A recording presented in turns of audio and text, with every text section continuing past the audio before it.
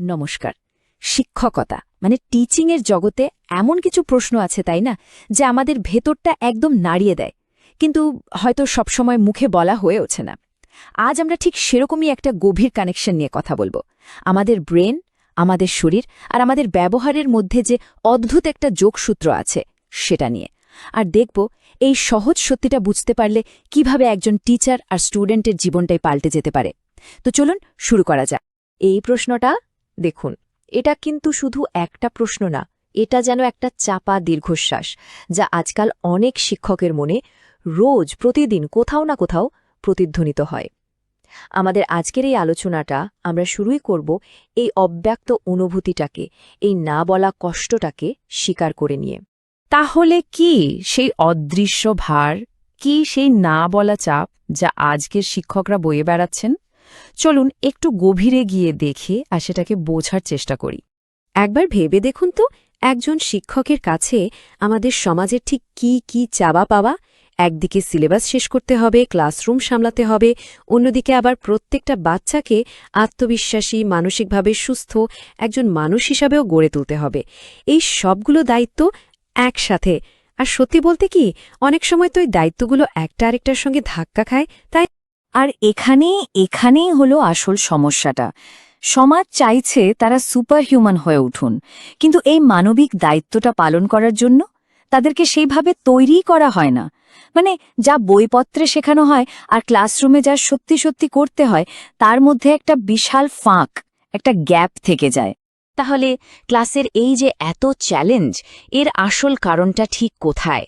এটা কি শুধু ডিসিপ্লিনের সমস্যা, নাকি এর পেছনে আরও গভীর কিছু আছে যা আমরা হয়তো দেখতেই পাচ্ছি না? চলুন সেই আসল কারণটা খুঁজে বের করা যাক। আজকের বাচ্চারা যখন ক্লাসে ঢোকে, ওরা তো শুধু বই খাতা নিয়ে আসে না, ওদের সঙ্গে আসে পড়াশোনার অসম্ভব চাপ, স্ক্রিনের প্রতি একটা অদ্ভুত টান, মনোসংযোগের অভাব আর আর ভেতরে ভেতরে একটা ব্যর্থ হওয়ার ভয়। ওদের ভেতরের দুনিয়াটা এখন অনেক বেশি জটিল, অনেক বেশি এলোমেলো। আর এই জটিল পরিস্থিতিতে টিচারদের হাতে কি থাকে? খুব কম সময় আর তার চেয়েও কম রিসোর্স, অথচ প্রত্যাশার চাপটা কিন্তু পাহাড়ের মতো। স্বাভাবিকভাবেই এর ফলে তারা মানসিকভাবে, শারীরিকভাবে একেবারে ক্লান্ত হয়ে পড়েন। তার মানে আসল সমস্যাটা কিন্তু কোনো ছাত্রের আচরণ বা কোনো টিচারের পড়ানোর পদ্ধতি নয়। সমস্যাটা তার চেয়েও অনেক গভীর, আর একেই আমরা বলছি মানবিক বিকাশের ব্যবধান।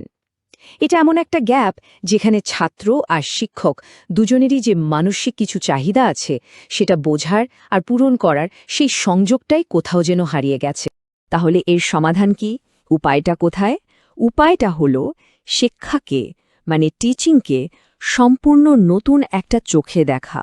এটা বোঝা যে শেখানো মানে শুধু কিছু ইনফরমেশন দিয়ে দেওয়া নয়, এটা তার চেয়েও অনেক অনেক গভীর একটা কাজ। ভেবে দেখুন, একটা বাচ্চা বড় হয়ে হয়তো অঙ্কের ফর্মুলা বা ইতিহাসের সালতারিখ ভুলে যাবে, এটাই স্বাভাবিক। কিন্তু একটা জিনিস সে কোনোদিনও ভুলবে না। ক্লাসরুমে তার কেমন লাগত? সে কি নিজেকে নিরাপদ ভাবত? তার কি মনে হতো যে আমার টিচার আমাকে বোঝেন? এই অনুভূতিগুলো, এগুলো সারা জীবনের জন্য থেকে যায়। আর এটাই হলো আসল সত্যিটা। শিক্ষকরা তো শুধু সাবজেক্ট পড়ান না, তারা হয়তো নিজেরাও জানেন না, কিন্তু তারা আসলে প্রত্যেকটা বাচ্চার নার্ভাস সিস্টেমকে, তাদের আত্মবিশ্বাসকে, তাদের দুনিয়ার সামনে দাঁড়ানোর সাহসকে একটু একটু করে গড়ে তোলেন। এর প্রভাব যে কতটা গভীর তা হয়তো আমরা ভাবতেও পারি না।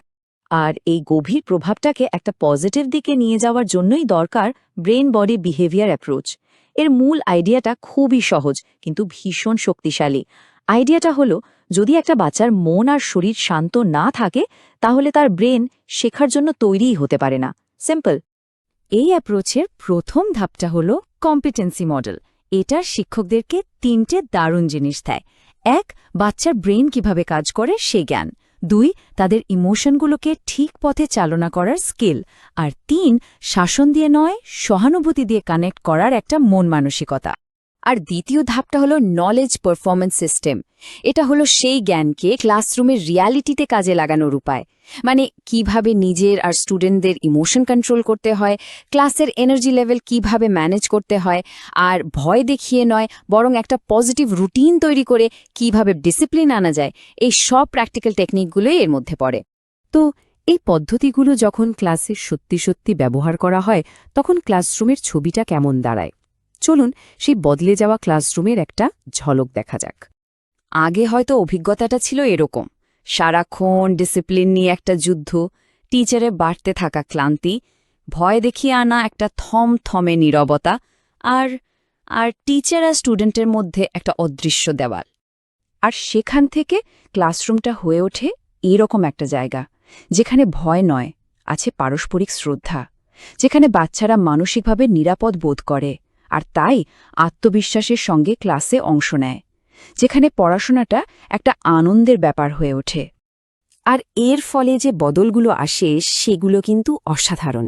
যেমন চিৎকার চেঁচামেচি ছাড়াই ক্লাসে একটা শান্ত পরিবেশ ফিরে আসে, ছাত্রছাত্রীরা ভয় না পেয়ে নিজেদের মনের কথা বলতে শেখে, টিচারদের স্ট্রেস অনেক কমে যায়, আর সবচেয়ে বড় কথা, টিচার আর স্টুডেন্টের মধ্যে একটা ভরসার সম্পর্ক তৈরি হয়, একটা অটুট বিশ্বাস।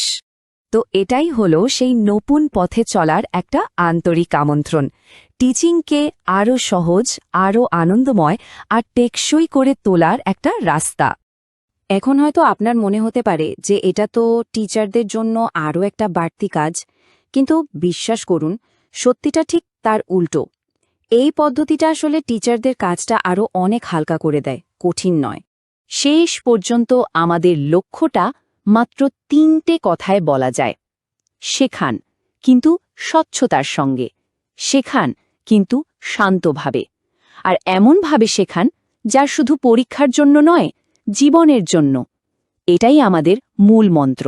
এই বদলে যাওয়ার যাত্রায় আপনিও যদি আমাদের সঙ্গে যোগ দিতে চান তাহলে স্ক্রিনে দেওয়া নম্বরে যোগাযোগ করতে পারেন অথবা আমাদের ওয়েবসাইটেও দেখতে পারেন। আসুন আমরা সবাই মিলে এমন একটা শেখার পরিবেশ তৈরি করি যেখানে শিক্ষক আর ছাত্র উভয়েরই একসঙ্গে বেড়ে ওঠা সম্ভব হয়। ধন্যবাদ।